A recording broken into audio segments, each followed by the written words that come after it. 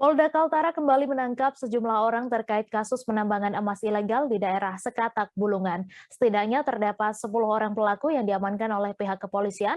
Para pelaku tersebut pun memiliki peran yang berbeda, yakni 4 orang sebagai penadah hasil olahan emas dan penjual, serta 6 orang lainnya sebagai penambang dan pengolah material tanah dan batuan hingga menjadi emas. Untuk informasi selengkapnya akan disampaikan langsung oleh wartawan Tribun Kaltara, Ilhami Faudi yang kini sudah terhubung bersama kami. Silakan rekan Faudi.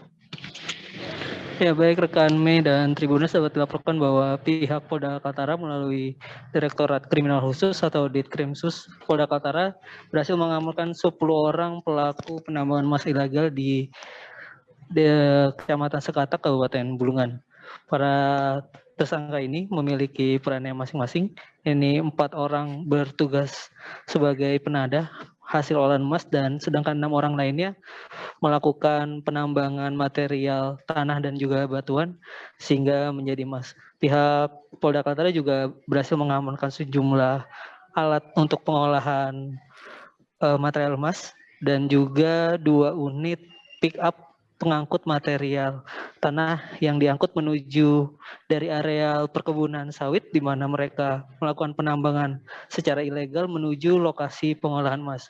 Saat tim Tribun Kaltara menanyakan mengenai apakah ada keterlibatan Bribtu Hasbudi, tersangka kasus penambangan emas sebelumnya yang telah ditetapkan juga sebagai tersangka pada bulan Mei lalu, pihak Ditkrimsus Polda Kaltara menyampaikan bahwa pada kasus kali ini tidak ada keterlibatan Bribtu Hasbudi. Menurut Direskrimsus Polda Kaltara, Kombes Pol Hendi F. Kurniawan, 10 orang tersangka ini melakukan aksinya secara sendiri-sendiri, artinya tidak melibatkan orang lain seperti halnya Bribtu Hasbudi. Dan untuk kasus Bribtu Hasbudi sendiri yang sempat ditetapkan sebagai tersangka penambangan emas ilegal dan juga perdagangan ilegal serta pencucian uang, saat ini pihak Polda Kaltara masih terus mendalami sejumlah aset milik Bribtu Hasbudi yang diperkirakan dihasilkan dari hasil bisnis ilegalnya.